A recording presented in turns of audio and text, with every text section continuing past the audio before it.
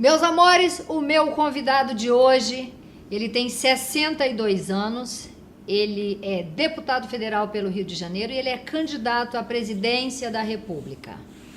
Eu vou conversar agora com o senhor Jair Messias Bolsonaro e vamos falar de política, obviamente. Meu amor, obrigado, viu?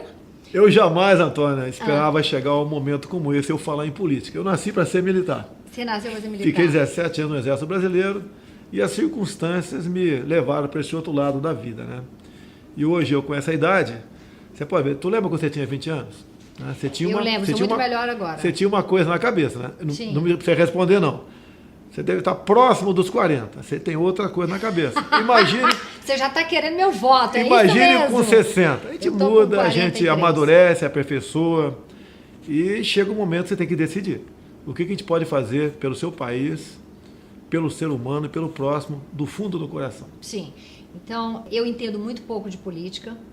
Não tive tempo de estudar mais profundamente o senhor Jair Bolsonaro, porque quando o Flávio... Muito obrigado, Flávio. Dedé Galvão, preciso agradecer ao Dedé Galvão também, que unimos forças com amigos em comum para que esse bate-papo acontecesse agora. O que eu sei, eu, Antônia, e o que eu leio, primeira vez que estou com o senhor, é que assim, Jair Bolsonaro, quem é? Ele é um cara odiado. Eu vou lhe dizer aqui o que a Antônia lê a respeito, né? Ele é um cara odiado porque ele é visto como um cara racista, homofóbico, que apoia a ditadura militar, um cara machista. Se isso procede, e se o senhor não mudar, essas pessoas, que são muitas, né? Juntando todas essas pessoas, os gays, os negros, as feministas, se essas pessoas resolverem não votar no Jair Bolsonaro, isso reflete diretamente nas urnas. O que o senhor tem para me dizer a respeito disso? São rótulos, todos eles eu explico claramente aqui, e isso é uma tentativa da esquerda me afastar do eleitorado. Não tem conseguido, tanto é que eu estou em segundo lugar nas pesquisas, na ordem de 21%, e quem diz que está comigo não me deixa. E eu desfaço todos esses rótulos, né? E praticamente desfeitos todos eles. E no momento, o que a esquerda e parte dessa grande mídia nossa tenta me rotular de extrema direita e populista. Sim. Como é que eu posso ser populista, por exemplo, se eu critico a política desarmamentista no Brasil? A questão de racismo, eu sou contra cotas, nós somos iguais. Seria justo, você olhando para minha cara, a minha filha ser cotista? Não, né? Na lei, não. Mas o meu sogro é o Paulo Negão. Eu não vejo distinção agora, de cores. Onde eu entrei nessa briga aí? De raça. Foi a questão de um programa do CQC, Marcelo Tais, um elemento sem caráter, que resolve editar o programa. Bota a Preta Gil fazer perguntas para mim no laptop e a resposta é invertida. E daí deu aquela confusão toda. Fui acusado de racista e o Supremo Tribunal Federal arquivou o processo. Ponto final. E o senhor já declarou isso em outros lugares, que o senhor não tinha feito essa declaração racista? Mas nunca. A minha resposta foi em função caso o seu filho se relacionasse com gay e não com negra. Isso já está desfeito, basicamente. A própria internet, que muitos criticam, eu elogio. Eu sou a pessoa, por vezes, mais atacada na internet, mas eu defendo incondicionalmente a liberdade total na internet. Essa frase que a gente vê, prefiro ter um filho morto em todos os veículos, prefiro ter um filho morto do que descobrir que ele é gay. Olha só, isso daí é chumbo trocado. Quando eu estava discutindo a questão do tal do kit gay. Não é admissível, nem a maioria dos homossexuais aceita isso daí, que criança a partir de 6 anos de idade tem acesso a material para combater a homofobia, mas que, na verdade, estimula o sexo. Homo e hétero. No momento foi uma bomba. E no chumbo trocado saiu essa frase. Já foi explicado também. Sim. Tá? No momento, uma coisa muito importante, o Bolsonaro é xenófobo. Eu tive um ano e meio em Roraima, fui ver a migração, a fuga, né, de venezuelanos para o Brasil, fugindo da ditadura que é apoiada pelo PT aqui no Brasil. É uma questão triste. Mas nós não podemos deixar qualquer um entrar no Brasil. Mesmo sendo refugiados, tem que ver a vida pregressa deles. A gente não pode entrar lá também. Porque junto com nenhum país é a bagunça que é o Brasil. Tá? Assim como vem muita gente boa para cá, vem os infiltrados. Nós já temos bandidos demais aqui, já temos nossos bandidos. Sim. Não vamos aceitar bandidos de outros locais aqui. Não estou generalizando. Condenação do Lula. Você acredita que ele pode ser preso? Você acredita que ele possa vir concorrer à presidência com você? Se não vier, o que você vê agora? Qual o quadro que você vê nesse momento? Eu não estou preocupado comigo. A minha preocupação é com o Brasil. Eu já agradeço a Deus ter chegado onde cheguei. Pretendo continuar nessa batida. Sou pré-candidato. Estarei, se Deus quiser, nos debates no corrente ano e vamos para as eleições em outubro. Tá? Não é por mim. Se eu for pensar em mim, tá? Eu tenho uma vida tranquila hoje em dia. Econômica, familiar, tranquila. Fico em casa. Sim. Né?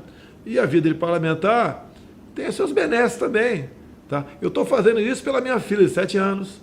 Tá? E por grande parte da sociedade que quer alguém diferente para disputar as eleições. E você pode não gostar de mim, me odiar até, mas você não vai deixar de concordar uma coisa. Eu sou diferente de todos os outros juntos. Esses juntos aí não tem qualquer amor à família, não tem eles grande respeito à liberdade, à democracia, fazem uma política externa com viés ideológico, são populistas, são demagogos, nunca se preocuparam com a verdadeira educação do povo brasileiro, não se preocupam com a questão da segurança pública. Você não vê esse pessoal falar nada. Eu vi um dos pré-candidatos falando sobre segurança, eu vou criar um ministério. Em Brasília, quando você não quer resolver uma coisa na Câmara, você cria uma comissão. O governo, o presidente, quando não sabe e não tem o que fazer, ele cria um ministério. Até acomoda mais alguns políticos lá. Imagine o Ministério da Segurança nas mãos do presidente do PT, Lula e Dilma. Ele tendo acesso na segurança em todo o Brasil, sabendo a forma como eles odeiam o policial civil e o policial militar. Como é que estaria a nossa questão da segurança? Comigo é diferente, vou valorizar o policial. Eu tenho propósito nesse sentido, tenho planos, né? Eu me imagino o presidente, a equipe formada, como atendê-los, como dar-lhes uma retaguarda jurídica, como dar para você. Pelo que eu vejo aqui, você é uma pessoa ranzinha, um pouquinho meio, né, fisicamente um pouquinho fraca ali, mas você com arma na cintura, você se equivale ao Mike Tyson, ao Maguila. Então, por que não, caso você queira ter uma arma dentro da tua casa, você não tê-la? Eu duvido que alguém vai tentar arrombar a porta da tua casa para fazer uma maldade com você, sabendo da possibilidade de você ter uma arma dentro de casa. Então, a minha política é completamente diferente. É o produtor rural, que eu defendo que eles tenham um fuzil. Mas por que fuzil? Para se defender dos marginais do MST. Alguém pode invadir teu apartamento? Não. E por que pode invadir a fazenda do cara? São bandidos, são marginais. Nós temos que tipificar essas ações do MST como terrorismo e ponto final. Ou você vai para ter uma lei forte e fazer com que ela seja cumprida, para te dar as garantias da democracia, entre elas a propriedade privada, ou você está no socialismo. Sim. Então, o senhor é a favor da legalização das armas e que o senhor acredita que vai diminuir a violência? Não há a menor dúvida. Tá. E aí as pessoas ficam falando quando que vai legalizar a maconha, quando que vai legalizar a droga. Se isso acontecesse, você acha que a quantidade de usuário diminuiria, a violência também diminuiria? Ou as pessoas... Porque assim, eu morro de medo da falta de educação do povo desse país. Eu acho que eles não têm estrutura psicológica nem para andar armados e muito menos para ter drogas liberadas. O que você acha disso? Eu falo em posse de arma de fogo, porte, né? Também flexibilizaria essa questão. Sim. A questão de drogas passa pelo parlamento. Se passar pelo parlamento, chegar nas minhas mãos, com o presidente, é o veto. Se o parlamento derrubar o veto, daí você é obrigado a respeitar o que foi decidido pelo parlamento. Mas não acredito nessa hipótese. Aqueles que falam que você, ao legalizar, você vai tirar isso da mão do traficante, não é verdade. Eu te pergunto, se você legalizar, você vai ter CLT na cadeia produtiva da maconha final. Sim. Você vai ter impostos. Ou seja, vai chegar uma maconha cara para o consumidor. Tá? Vai continuar então o tráfico. Você pode ver, o próprio cigarro é comum no Brasil ter um percentual acima de 40% vindo de contrabando para cá. E é legal. Então é uma utopia. Agora, a grande resposta para isso tudo. Pergunta para qualquer pai, para qualquer mãe, se eles querem que legalize a maconha no Brasil. Porque uma vez legalizada, vai chegar nas escolas com muito mais facilidade que atualmente. Eu acredito que 99% dos pais não queiram legalizar as drogas. Até porque, qual o benefício da maconha? Até o tempo de reação se aplica tanto na questão de você embriagada, né? Uma pessoa embriagada, ser responsável por um acidente é uma pena maior para ela. Tudo bem. Uma pessoa que fuma maconha também, ela tem o seu tempo de reação majorado. Ela pode não ter reflexo para evitar um acidente. E daí vamos enquadrá-lo também nessa mesma legislação? Teria que ser, no meu entender. Sim. Então a questão das drogas não traz nada de bom para nós. O que nós temos de bom na educação do Brasil? Nada. Nada. Alunos que hoje em dia, né, nós temos pesquisas em São Paulo, onde diz que 70% dos professores são agredidos por alunos ou pais de alunos. Imagina um aluno em abstinência. Vai aumentar muito mais a vontade dele agredir o professor. Sim. Não vamos importar isso daí, vamos fazer o que é de bom para o que pode ajudar a nossa juventude para ser alguém no futuro. Educação. Tem que investir pesado disso. Ideologia de gênero. Isso é um crime que estão fazendo, ensinar para o Joãozinho de 6 anos que ele pode ser Maria com 13. Ou para a Maria de 7 que ele pode ser Joãozinho com 14. Para que isso? Isso é coisa de mentes doentias. Estão estragando a nossa juventude. No futuro, se um menino, uma menina quiser ter os seus parceiros do mesmo sexo, que vai ser feliz, mas que não seja por influência da escola. Essa aqui é a minha bronca. Sim. Falando de uma coisa mais light. Publicidade. Eu li que se o senhor for eleito, o senhor vai meio que tabelar essa coisa de se eu estou anunciando meu produto na TV Globo, vai ser o mesmo valor que eu vou pagar, o mesmo valor que eu pago para a Rede TV, para a Record, para a Band, porque geralmente quem paga para a TV Globo é muito mais caro, né, do que os outros veículos. Não, olha isso procede? só, isso chama-se mídia técnica. Sim. O que é natural? De acordo com o número de pessoas que assistem o teu programa, essa mídia técnica permite você, aquele bolo que está na propaganda oficial de governo, dar-lhe esse proporcional. Então tem TV, como a Globo, por exemplo, que teria direito pela mídia técnica 40%, mas na verdade tem 80%. Você tem que, no meu entender, democratizar, diminuir o valor da propaganda oficial, que é um absurdo que se gasta com essa propaganda, até porque se o governo está fazendo a coisa bem feita, não precisa fazer propaganda. A imprensa naturalmente vai divulgar aquilo. Tá? Então a Mediateca é isso, é democratizar a distribuição dos recursos orçamentários para o fim de propaganda oficial do governo. Isso aí, obviamente, desagrada os veículos televisivos? Desagrada quem tem o monopólio, né? Quem tem o monopólio. Nós temos que democratizar. A própria imprensa não fala tanto em democracia, Sim. Então eu quero a democracia também na questão da distribuição do anúncio do governo nas televisões. Não sei se foi nas suas redes que outro dia eu vi você falando, eu estou sendo perseguido pela Folha de São Paulo. A primeira pergunta é, será que vale a pena um político brigar com a imprensa? Os caras são os donos da caneta. A primeira pergunta. E completando, eu não sei se foi para uma jornalista da Folha de São Paulo que ela perguntou o que você fazia com auxílio moradia e você falou assim, eu uso para comer gente. Vamos lá. Rolou essa frase e o que isso significa? Não, vamos lá. Não é questão de brigar com a imprensa. A imprensa tem que saber o seu lugar. Sim. Então, eu estava sendo ouvido pela Folha de São Paulo. Eu sou um ser humano como você é, como quem está nos ouvindo também. E entrou para o lado da questão do nosso auxílio moradia. Meu auxílio moradia, o que eu recebo é legal. Se é imoral, outra história. Tem muita gente da imprensa que recebe como pessoa física, pessoa jurídica e não pessoa física, para pagar menos imposto de renda. Isso também é imoral. Então, quer discutir? Vamos discutir, sem problema nenhum. O meu auxílio moradia, está lá ato da mesa, eu posso recebê-lo, mesmo tendo imóvel em Brasília, né, descontado o imposto de renda. E ela, foi um casal de jornalistas que começou o tempo todo achando que eu estava aí se locupletando e praticando corrupção. Sim. E várias tentativas, até que como eu sou humano, eu peguei e dei aquele toco nele, para comer gente. Mas o senhor precisa de votos para ser eleito, para poder botar a coisa em ordem, que é o seu objetivo.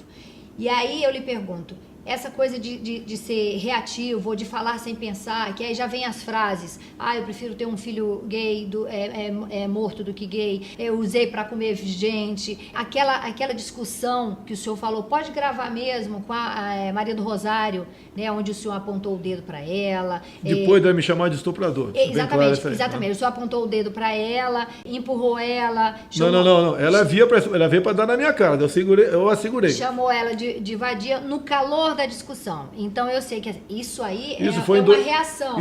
Isso tem 15 anos, foi em 2003. Exatamente, eu vi no vídeo, sou bem mais jovem e tal.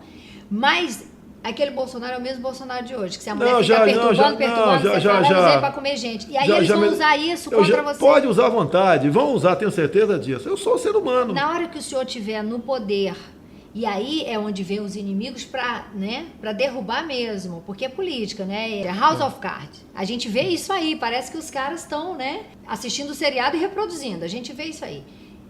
O senhor no poder, esquentado do jeito que o senhor é. Eu já né? melhorei bastante. Reativo. Não já- furou da discussão, você pode tomar uma decisão equivocada. Eu teria Como é que é isso? Você não pode tomar como presidente uma decisão equivocada. Eu tomar, eu tenho que ouvir meus auxiliares. Tá? Você tem seus ministros para te assessorar. Vai ter alguém da imprensa do meu lado. Vai filtrar esse tipo de pergunta. Mas o Bolsonaro, esse tipo de pergunta o Bolsonaro é uma com a só. identidade do Bolsonaro, você acha que vai ter algum, Não vai, alguém daí que vai, vai falar mais alto que o Eu tenho senhor? ouvido muita gente. É? Eu tenho melhorado muito. Pode ter certeza disso. Ok?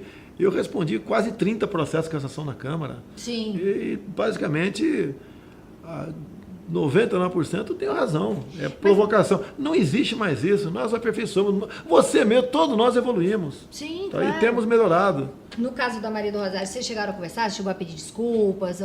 Primeiro ela que teve que pedir desculpa para mim, né? Que ela estava defendendo um estuprador e homicida, o Champinha. Um cara que com mais 4 vagabundos estupraram uma menina por 5 anos e depois a degolaram. E ela estava defendendo esse Eu não estuprador sabia por ser menor de idade. Tá? Ela sempre defendeu os bandidos menores de idade, né? Que eles fossem punidos de acordo com o ECA e não de acordo com a lei nossa, de adulto. E eu procuro fazer com que a molecada, 16 e 17 anos, caso cometa crimes, seja punido como adultos. Eles sabem o que estão fazendo. Sabe. Moleque de 16 anos de idade tem um corpo do meu tamanho, tem 70 quilos. Sabe. Tá? E hoje em dia mais ainda do que meu tempo lá atrás. Sim. Bem, então ela, dado momento, ela me chamou de estuprador, deu aquela resposta para ela. Pode ser grossa? Sim. Mas aconteceu? Aconteceu. Agora, eu estava defendendo as mulheres. E ela estava defendendo menores estupradores. Estupro. Pronto, final. Agora, isso aí também é uma coisa, tá mais do que... Não, eu estou levantando questões aqui Tá. que estão aí para atrapalhar, né? Não, tudo bem. Porque é um vídeo, né? Aí vem contra fatos, não há argumentos. Então, assim, é um homem que apontou o dedo para uma mulher que chamou ela de vadia. Que não, então, Não, mas você a gente não sempre pode tem- generalizar. Se eu briguei Naquele com... vídeo Se eu que tive vi, uma briga com naquele uma mulher... vídeo achei... lá, não está explicando que foi isso. Tá. É disso que eu tô Porque, olha só, o que o Se não pessoal vale faz? mais a pena respirar fundo. Já estamos fazendo muita coisa nesse sentido aí. Olha só, não é porque eu briguei com uma mulher, eu estou ofendendo as mulheres do Brasil. E você brigou com um homem, está ofendendo os homens do Brasil. Ou com um gay, está ofendendo os gays. Não tem nada a ver isso aí. Até o dia lembrei o caso da Lili Carabina. Ela merecia o quê? Um tiro nos cornos, porque ela era bandida, assaltava, atirava, matava, ok? E agora, só porque é mulher, você não pode atirar nela, mesmo ela com a carabina nas mãos? Então a esquerda conduz muito bem essa questão, está ofendendo as mulheres. Não tem nada a ver. Eu estou querendo que os menores de idade sejam presos. Eu quero desde que eles cometam crimes. O objetivo da prisão é você também inibir. Você, como mulher, você respeita o que você teme. Se você não teme a nada, você comete um montão de absurdos. A prisão é algo para mostrar para você, olha, o pessoal fala muito de prisão no Brasil, que é a antessala do inferno. E é mesmo. Eu costumo dizer, você não quer ir para lá? Só não fazer besteira. Só quem faz muita besteira vai para lá. E direitos humanos. Você falou, direitos humanos nesse país só serve para bandido. Eu já vi várias situações que eu sou obrigada a concordar. O que o senhor mudaria nesse sentido? Olha, tem muita ONG que vive da desgraça, da violência. Quanto mais violência, melhor. Não sei se você lembra o caso do João Hélio, um garoto que foi arrastado pelo carro, tem uns 10 anos mais ou menos. Um dos que fez aquela barbaridade era menor de idade. Sim. Uma ONG colocou esse moleque, sabe onde? Na Suíça. Sim. Dizendo que estava sendo ameaçado aqui no Brasil. Pergunta se essa ONG foi saber como se sentiam os pais do João Hélio. Então tem que tirar dinheiro dessas ONG, não dá dinheiro para eles. Tem ONG que presta excelente trabalho, aí é outra história. É igual quando entra na Lei Rouanet. Tá? Tem artista, aquele que está começando Sim. a carreira, tá, ok? É um artista nato, da nossa gente. Você pode dar o... Nunca consegui R$1 pela Lei Rouanet. Agora, muito figurão consegue aí 10, 15, 20 milhões de reais. Sim. Isso é um abuso, é um absurdo. Você tem que mudar isso daí. Concordo. Então, direitos humanos é a mesma coisa. Sim. Falando de outra acusação contra o senhor, que é enriquecimento com a política. Que aí, assim, foi o que eu li. lá, né? Segundo dados e li quase no trânsito agora, viu, Flávio, do TSE, que não dá para vir aqui falar amenidades com Bolsonaro, candidato à presidência da República. Então, assim, me corrija nos números. Em 89, o senhor se candidatou? 89? 88 fui candidato pela primeira 88. vez. Eu já estou com 30 anos na política, já tinha 17 de exército. 88. E já tinha...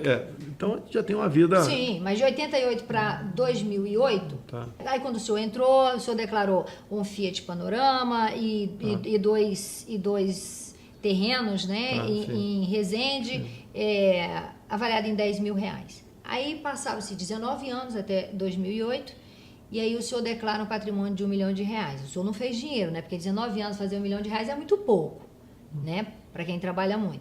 Ok. Mas de 2008 para cá, né? Aí o senhor declarou 15 milhões de reais. Segundo lá o que eu li. O senhor vai me corrigir. Eu não declarei 15 milhões. A Folha falou que a minha família são quatro homens, né?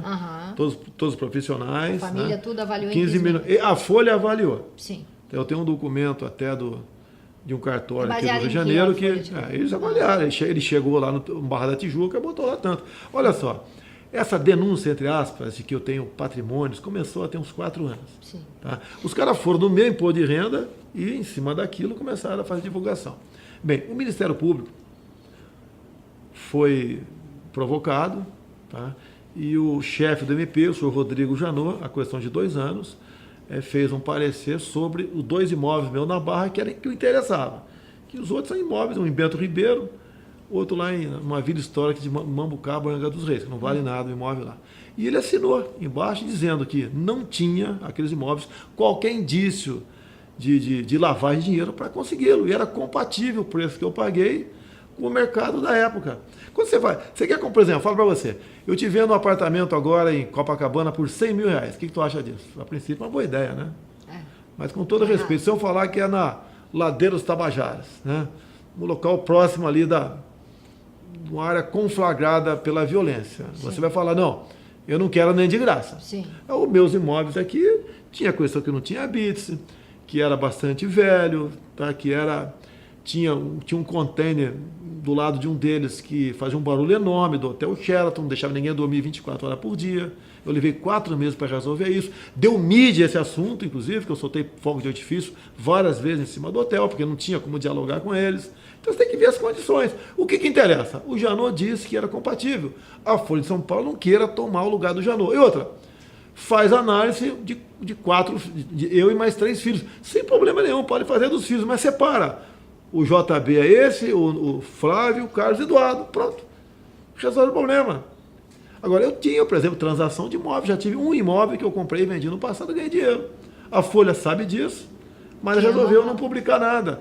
E o que quando você compra imóvel, você falou 89, está lá 10 mil reais. Não é nem 10 mil reais, porque você botou em real em 94, que era a unidade de valor da outra naquele momento. E você, ano a ano, você não pode atualizar aquele valor do imóvel, a não ser que você faça uma reforma. Isso é bom para o poder público, porque quando você vende aquela diferença, né, você tem que pagar 10% a título de ganho patrimonial. Isso é uma das propostas minhas. Se eu chegar lá, a gente vai corrigir anualmente o valor do imóvel, de acordo com esse preço ao consumidor. E ponto final. Sim. Para exatamente. Agora, me acusar de 15 milhões é falta de caráter. Inclusive, uma casa na Vila Histórica de Mambucaba, eu fiz um vídeo, mostrei, é uma mansão, né, segundo eles, que valia próximo de 10 milhões de reais. E eu mostrei lá onde era aquela casa, filmado, e ninguém tem dúvida disso. Sim. Então, o que a Folha faz? Mais ainda, a Folha falou que tinha uma funcionária fantasma. A senhora Valderice... A do açaí, né? Loja de açaí, R$ 1.300 por mês. A loja de açaí da irmã dela. A Folha não a viu dentro da loja. Se tivesse visto, sem problema nenhum. E foi no início de janeiro. Agora você vai nos anais da Câmara, o Diário da Câmara, do dia 12 de dezembro, está publicado as férias da minha funcionária, a partir de 27 de dezembro até final de janeiro. Ou seja, quando a Folha foi lá e não achou a funcionária, ela estava de férias, publicado um mês antes. Simplesmente a Folha vai, te acusa e te condena, e depois você é obrigado a explicar. Isso o tempo todo. É mais ou menos o seguinte, isso chama-se bomba de fezes. Como eu sou educado, eu falo fezes. Tá? Os caras jogam e você vai se limpar a vida toda em cima daquilo. Uma mulher de 40 e poucos anos de idade, responsável, humilde, ganhando 1.300 por mês, foram para cima dela. Desmoralizaram a mulher com uma fantasma. Foi vítima de chacota no distrito de Angra dos Reis, que é 40 quilômetros da capital da cidade. Essa é a Folha de São Paulo. Há poucos dias o Estadão falou que eu tentei contratar a empresa de marqueteiros do Trump. Dinheiro da onde? Quanto custaria esses caras? Ele perguntar. Quanto custaria esses caras? Mais uma mentira. Como há poucos dias, já que você falou em Veja, né? Um blogueiro da Veja falou há poucos meses que eu havia procurado Paulo Roberto Costa para vir candidato a deputado federal pelo meu partido. Ele está na ficha suja. Eu ia procurar o cara para quê? Tentando dizer que eu também sou um mensaleiro, eu sou um elemento que pegou dinheiro na Petrobras. Agora, a Folha nunca escreveu que o senhor Alberto Youssef falou que apenas 3 deputados do meu ex-partido não pegaram dinheiro na Petrobras. Um era eu. A Folha nunca falou que o senhor Joaquim Barbosa, quando leu seu relatório sobre o mensalão, falou que o único deputado da base aliada que não foi comprado pelo PT foi o Jair Bolsonaro. A Folha também não escreveu que, por ocasião de 2014, a JBS Friboi fez a doação milionária para o meu partido e meu partido pegou 200 mil e botou na minha conta. 2 dias depois eu devolvi o dinheiro. Não fala isso. Sim. Um veículo, né, gigante, como a Folha de São Paulo, segundo o senhor, pegando no seu pé. Você desconfia o porquê disso? Amando de quem? Para beneficiar quem? Você falou desconfia, sim, tem seu candidato. Esse tipo de imprensa... Quem é o candidato? Você não sabe? Eu não posso acusar, porque daí vou dar uma de Folha de São Paulo. Sim. Tá, okay? Mas se o senhor fosse dar uma de Folha de São Paulo? Não posso fazer isso. Eu não posso ser leviano como a Folha de São Paulo foi nessa questão. A Folha de São Paulo admite qualquer um, menos eu. Entendi. Sou acusado de amante da ditadura. Olha, os militares nos salvaram de uma ditadura. Esse pessoal aqui, a gangue do Lula, que parte está presa, parte está em vias de ir para a cadeia, tentaram tomar o poder em 64, não conseguiram. Imagina esses caras tomando o poder pelas armas em 64. Sim. Como é que nós estaríamos hoje em dia? É pior que a Venezuela, estaria igual Cuba. Sim. Tá? Eu não sou amante de ditadura nenhuma. Vamos falar um pouco de Rio de Janeiro, que o senhor é morador do Rio de Janeiro, apesar de ver muito em Brasília, ver viajando. Essa baderna que está isso aqui, essa faixa de Gaza. Agora cheguei atrasado para a nossa conversa, porque tocaram fogo no ônibus na Niemeyer, a gente fica dentro do túnel da Rocinha sem saber o que está te esperando do outro lado. Você sai de casa, Rio de Janeiro é um dos metros mais caros do mundo, né? A gente paga impostos, a gente paga caro. E essa baderna, a gente não tem segurança, a gente não tem nada, ex-governador preso, o prefeito que não cumpre nem um terço do que ele prometeu. Qual é o destino do Rio de Janeiro? Qual é a providência que o senhor tomaria de imediato para resolver essa situação e não deixar a gente preso dentro de casa, refém do nosso próprio medo? Você está sendo legal e falando baderna. Isso é violência, isso é terrorismo. Você se colocou na pele de um policial civil ou militar? Se atira, vai para a cadeia. Se não atira, vai para o cemitério. Não tem retaguarda jurídica para trabalhar. Se você comete um deslize no teu emprego... Tem muito despreparo também, né? Eles trocam tiro em qualquer lugar e aí quem está ali passando toma bala perdida. Mas peraí, mas você leva tiro por cima, tem que atirar também. Quem é que botou aquele fuzil no peito do militar? Não foi o Estado? Qual a responsabilidade do Estado nesses confrontos? Nenhum. Deixa os caras, a Deus dará. Simplesmente bota na cadeia. Tá? Se o Estado botou um fuzil no peito ou uma pistola na cintura, é para ele usar aquilo lá. Se não é para usar, vamos desarmar todo mundo.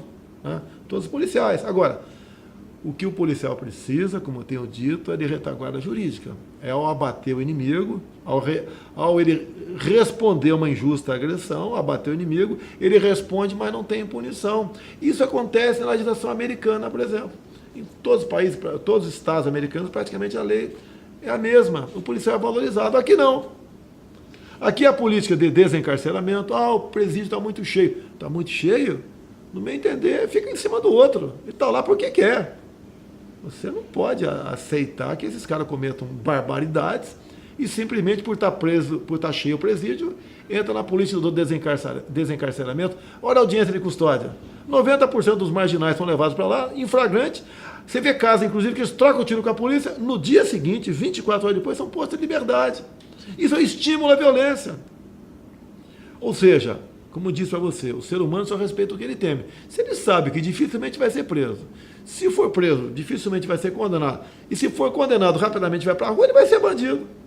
Sérgio Cabral comendo do bom e do melhor na cadeia, aí você acha foie gras, você acha bebidas e comidas caríssimas, e quem facilita isso? Quem facilita isso? Aí, são funcionários do Estado. O senhor... Ali você pode ter certeza que é o diretor do estabelecimento prisional. Quando eu falo, por exemplo, eu pretendo botar alguns ministros militares, alguns reclamam.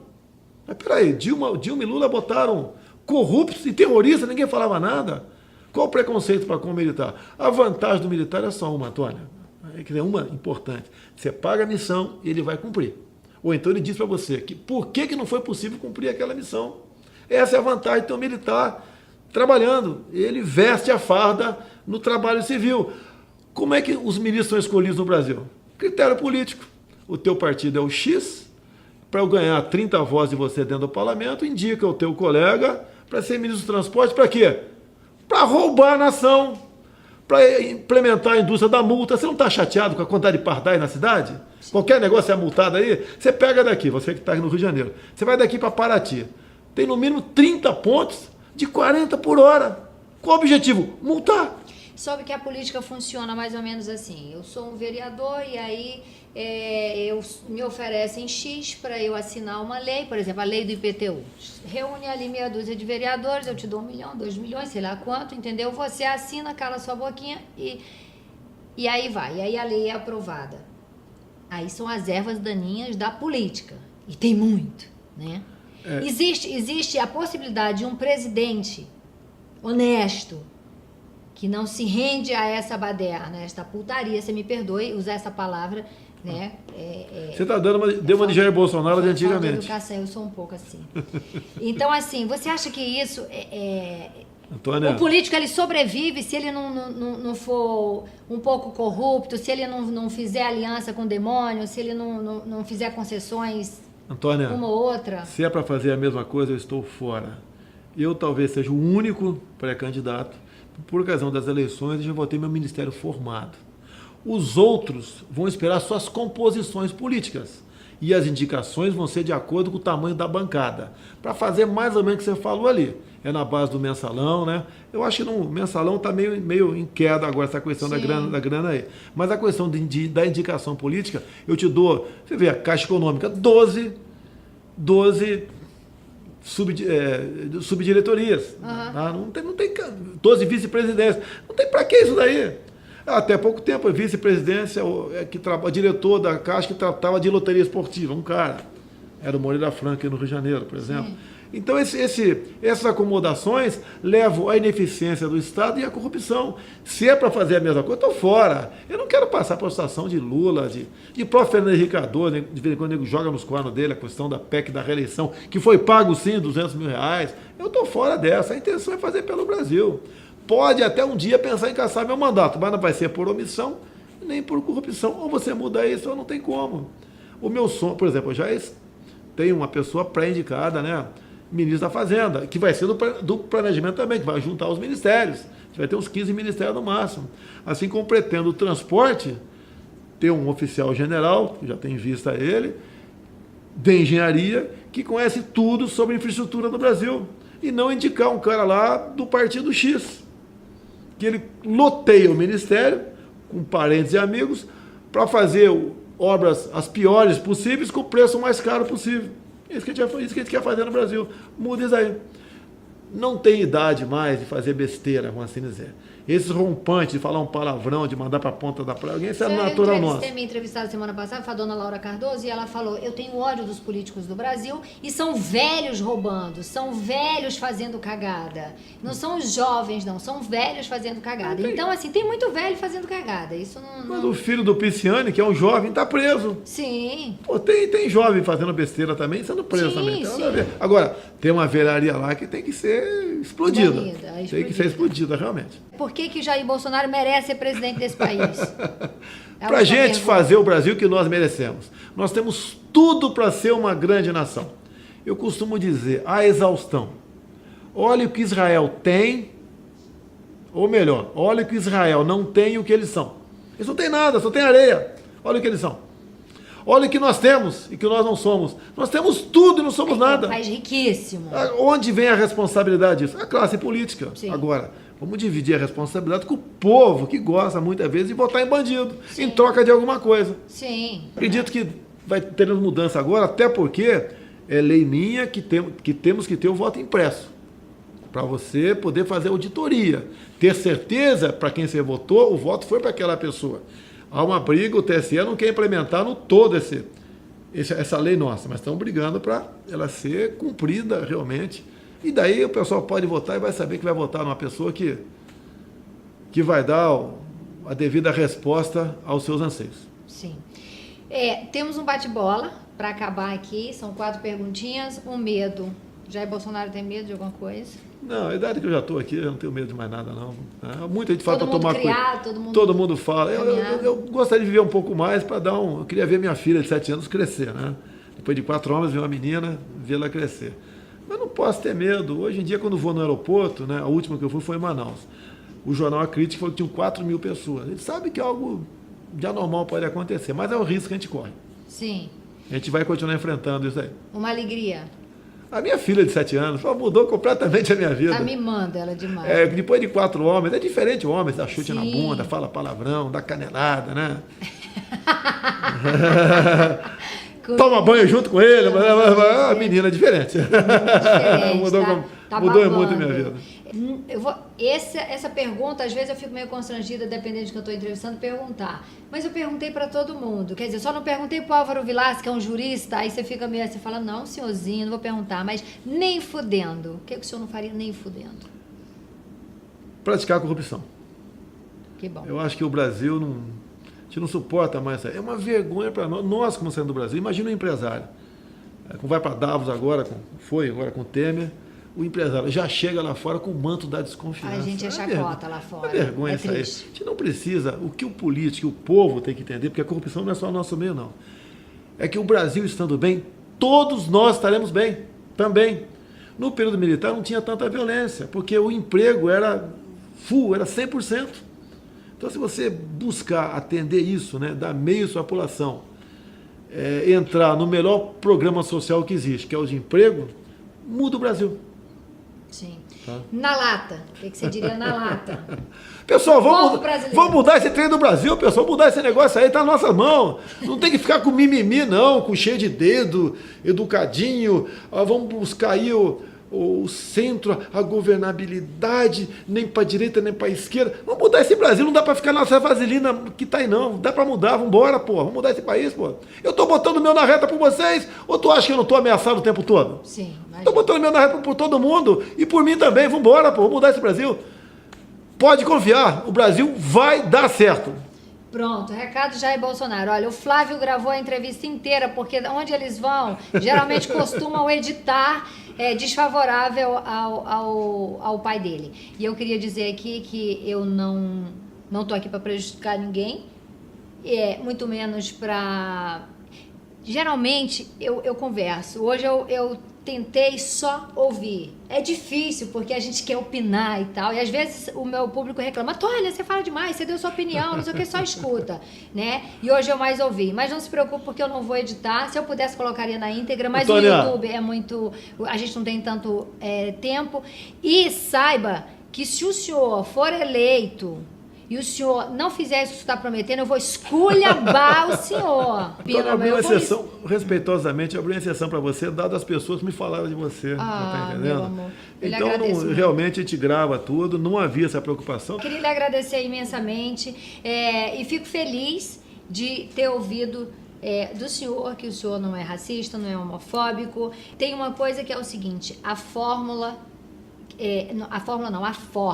às vezes... Muitas vezes eu peco pelo meu jeito nordestino de ser.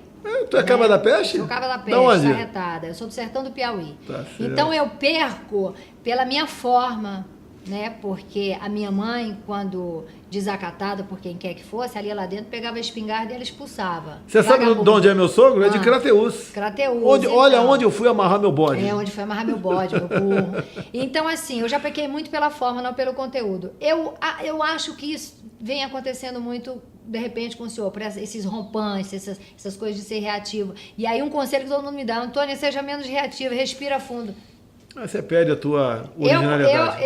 Eu com idade, você tem idade de ser sua filha? 43 anos? Tenho, né? Poderia ser. Com idade de ser sua filha, eu me peço. Com 36. Seja menos reativo, né? Que eu acho que de repente ajuda mais. E muito obrigado pela confiança, muito Foi. obrigada por fazer parte aqui do Na Lata. Viu? Tamo junto. Valeu. Ah, gente, ó, se inscreva, curta, compartilhe, tá? Dê seu like, dê seu joinha e um beijo no coração de vocês.